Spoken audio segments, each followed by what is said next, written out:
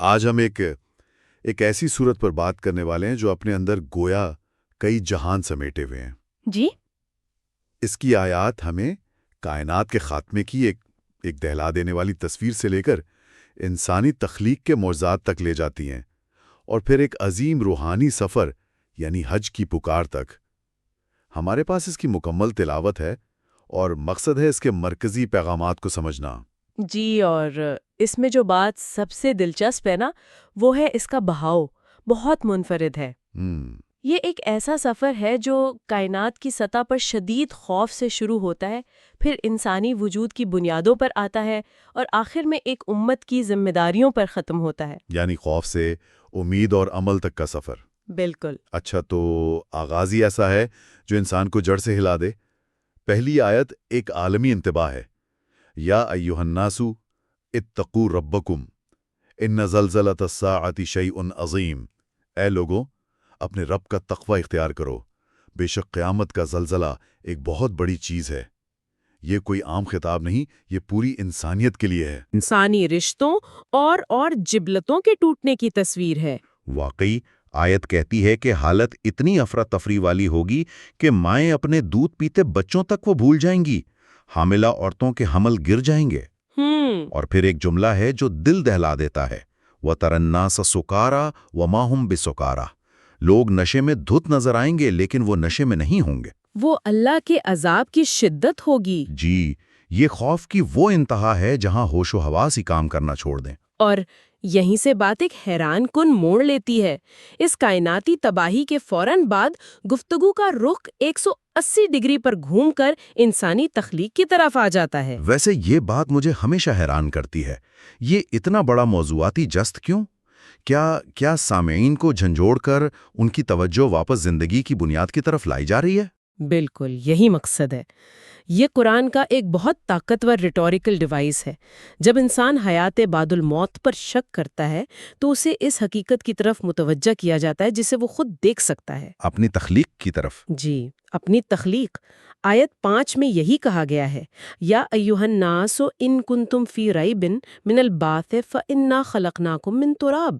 اے لوگو، اگر تمہیں دوبارہ اٹھائے جانے میں کوئی شک ہے تو غور کرو کہ ہم نے تمہیں مٹی سے پیدا کیا، پھر نطفے سے، پھر خون کے لوتھڑے سے۔ یہ تو ایک پورا سائنسی عمل ہے جسے آج ہم ایمبریولوجی میں پڑھتے ہیں۔ صحیح۔ اور پھر اسی دلیل کو آگے بڑھاتے ہوئے بے جان زمین کی مثال دی گئی ہے کہ کس طرح بارش کے بعد وہ زندہ ہو کے لہلانے لگتی ہے۔ جی، وَتَرَى الْأَرْضَ حَامِدَةً فَإِذَا أَنزَلْنَا عَلَيْهَا الْمَاءَ اهْتَزَّتْ وَرَبَتْ۔ یہ تو روزمرہ کا مشاہدہ ہے۔ بالکل، اور یہی تو دلیل ہے۔ اصل میں یہ ایک منطقی دلیل مکمل ہو رہی ہے۔ پیغام یہ ہے کہ جو ذات تمہیں ایک بے جان قطرے سے ایک مکمل انسان بنا سکتی ہے، اور جو خشک مردہ زمین میں ہر سال نئی زندگی ڈال سکتی ہے، کیا اس کے لیے تمہیں مرنے کے بعد دوبارہ زندگی دینا کوئی مشکل کام ہے؟ تو شک کا جواب مشاہدے سے دیا جا رہا ہے کہ اپنی آنکھیں کھولو، نشانی تمہارے اپنے وجود میں ہے، اور تمہارے قدموں کے نیچے۔ اچھا، تو ایک طرف تخلیق کی یہ عظیم نشانی ہے جس پر منطقی طور پر تو یقین کرنا چاہیے، لیکن انسان تو انسان ہے، ہم سب ایک ہی طرح سے یقین نہیں کرتے۔ جی، اور شاید یہی وہ نقطہ ہے جہاں صورت اب انسانی نفسیات کی گہرائی میں اترتی ہے اور بتاتی ہے کہ ایمان بھی کئی قسم کا ہوتا ہے۔ جی، اور اس کی جو منظر کشی آیت 11 میں کی گئی ہے وہ کمال کی ہے۔ وَمِنَ النَّاسِ مَن يَعْبُدُ اللَّهَ عَلَى حَرْفٍ۔ اور لوگوں میں سے کچھ ایسے ہیں جو اللہ کی عبادت ایک کنارے پر کھڑے ہو کر کرتے ہیں۔ یہ کنارے پہ کھڑے ہونا کیا ہے؟ مطلب یہ کہ آپ کا ایک پاؤں ایمان میں ہے اور دوسرا دنیا میں، آپ پوری طرح کمیٹڈ نہیں ہیں۔ یعنی جب تک حالات سازگار ہیں، فائدہ مل رہا ہے، تب تک سب ٹھیک ہے؟ بالکل۔ آیت کہتی ہے فَإِنْ أَصَابَهُ خَيْرٌ اطْمَأَنَّ بِهِ۔ اگر بھلائی پہنچے تو مطمئن ہو گیا، لیکن جیسے ہی کوئی آزمائش آئی، وَإِنْ أَصَابَتْهُ فِتْنَةٌ انقلب عَلَى وَجْهِهِ۔ تو اپنے منہ کے بل پھر گیا، جی، یعنی یو ٹرن لے لیا۔ یہ آیت، میرا مطلب ہے یہ آیت دراصل ایمان کو ایک رشتے کے طور پر دیکھتی ہے، نہ کہ ایک سودے کے طور پر۔ اچھا۔ جو لوگ کنارے پر عبادت کرتے ہیں وہ خدا کے ساتھ ایک کاروباری معاہدے میں ہیں کہ مجھے فائدہ دو، میں عبادت کروں گا، لیکن سچا ایمان تو ایک غیر مشروط تعلق ہے۔ جہاں آپ اچھے اور برے دونوں وقت میں ساتھ رہتے ہیں۔ جی، اور آیت کہتی ہے کہ یہ سودے بازی والا ایمان دنیا اور آخرت دونوں میں کھلا نقصان ہے، الخسران المبین۔ تو ہم نے دیکھا کہ کیسے سورت کا آغاز کائنات کے بکھرنے سے ہوتا ہے، پھر بات شک اور یقین کی نفسیاتی کشمکش پر آتی ہے۔ اب کہانی ایک زبردست موڑ لیتی ہے۔ اس انفرادی خوف اور شک کے جواب میں قرآن ایک اجتماعی حل پیش کرتا ہے، یعنی حج کا بلاوا۔ بہت خوبصورت نقطہ ہے، افراتفری کا جواب اتحاد میں۔ جی، آیت 27 میں حضرت ابراہیم علیہ السلام کو حکم ہوتا ہے وَأَذِّن فِي النَّاسِ بِالْحَجِّ، اور لوگوں میں حج کا اعلان کر دو۔ اور پھر جو منظر بیان کیا گیا ہے وہ آج بھی ہم اپنی آنکھوں سے دیکھتے ہیں۔ یَأْتُوکَ رِجَالًا وَعَلَىٰ كُلِّ ضَامِرٍ یَأْتِینَ مِن كُلِّ فَجٍّ عَمِیقٍ، وہ تمہارے پاس آئیں گے پیدل بھی اور دبلے پتلے اونٹوں پر سوار ہو کر بھی، دور دراز کے راستوں سے۔ یہ توحید اور امت کے عالمی اتحاد کا سب سے بڑا عملی مظہر ہے۔ بالکل۔ یہ تمام نسلوں، زبانوں اور حیثیتوں سے بالاتر ہو کر ایک خدا کے گرد جمع ہونے کا نام ہے۔ یہاں سفید پوش امیر بھی ہے اور غریب بھی، سب ایک ہی لباس میں ایک ہی کلمہ پڑھ رہے ہیں۔ اور یہ اس سورت کے آغاز کی یاد دلاتا ہے نا، جہاں یا ایھا الناس کہہ کر تمام لوگوں کو مخاطب کیا گیا تھا۔ حج اسی عالمی خطاب کا عملی جواب ہے۔ صحیح۔ اور حج کے مناسک میں ایک اہم ترین عمل قربانی کا ہے۔ لیکن اکثر پرانے مذاہب میں یہ تصور تھا کہ دیوتاؤں کو خون اور گوشت کی بھیٹ چڑھائی جاتی ہے۔ جی، لیکن قرآن اس تصور کو جڑ سے اکھاڑ دیتا ہے۔ اور یہ بات آیت 37 میں اتنی وضاحت سے کہی گئی ہے کہ کوئی شک باقی نہیں رہتا۔ لن ینال اللہ لحومها ولا دماؤها ولکن ینالہ التقوی منکم۔ اللہ کو ہرگز نہ ان کا گوشت پہنچتا ہے اور نہ ان کا خون، بلکہ اسے تمہاری طرف سے تقوی پہنچتا ہے۔ یہ تو عبادت کے پورے تصور کو ہی بدل دیتا ہے۔ بالکل، قرآن کہہ رہا ہے کہ خدا کو آپ کے عمل کی رسید نہیں چاہیے، اسے آپ کے عمل کے پیچھے چھپی نیت اور شعور چاہیے۔ تو اصل چیز تقوی ہے۔ جی، یہاں تقوی کا لفظ استعمال ہوا ہے، جسے ہم اکثر خدا کا خوف ترجمہ کرتے ہیں، لیکن اس کا ایک اور خوبصورت مطلب ہے، شعوری آگاہی۔ Conscious awareness. جی، یہ وہ احساس ہے کہ آپ جو کچھ بھی کر رہے ہیں وہ ایک بڑے مقصد سے جڑا ہے۔ یہ قربانی محض ایک رسم نہیں، بلکہ اس آگاہی کا ایک عملی اظہار ہے۔ تو بات انفرادی وجود سے شروع ہوئی، پھر اجتماعی عبادت یعنی حج تک پہنچی۔ یہ ایک آئیڈیل صورتحال ہے، لیکن حقیقی دنیا میں جب اس پرامن جماعت پر ظلم کیا جائے تو کیا ہوتا ہے؟ یہیں سے سورت کا رخ ایک اور اہم اور عملی پہلو کی طرف مڑتا ہے، جو غالباً مدنی دور کی عکاسی کرتا ہے۔ اچھا۔ آیت 39 میں تاریخ میں پہلی بار مسلمانوں کو اپنے دفاع میں لڑنے کی اجازت دی جا رہی ہے۔ یہ ایک بہت بڑا موڑ ہے۔ اُذِنَ لِلَّذِينَ يُقَاتَلُونَ بِأَنَّهُمْ ظُلِمُوا۔ ان لوگوں کو لڑنے کی اجازت دی گئی جن سے جنگ کی جا رہی ہے، کیونکہ ان پر ظلم کیا گیا ہے۔ جی، اور اجازت کی وجہ اگلی ہی آیت میں بالکل واضح کر دی گئی ہے۔ یہ جارحیت کا حکم نہیں ہے، بلکہ ظلم کے خلاف رد عمل ہے۔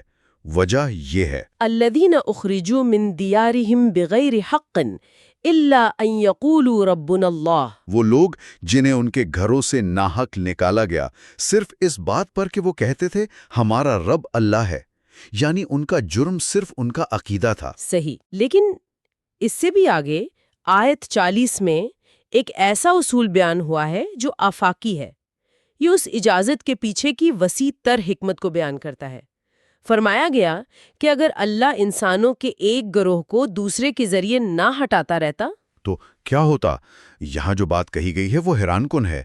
آیت صرف مسجدوں کی بات نہیں کرتی، نہیں، بالکل نہیں۔ اس میں کہا گیا لَهُدِّمَتْ صَوَامِعُ وَبِيُعٌ وَصَلَوَاتٍ وَمَسَاجِدُ، تو مسمار کر دی جاتی خانقاہیں، گرجے، یہودیوں کی عبادت گاہیں اور مسجدیں، جہاں اللہ کا نام کثرت سے لیا جاتا ہے۔ ایک منٹ، تو جنگ کی اجازت کی وجہ یہ بتائی گئی ہے کہ تمام مذاہب کی عبادت گاہوں کو بچایا جا سکے؟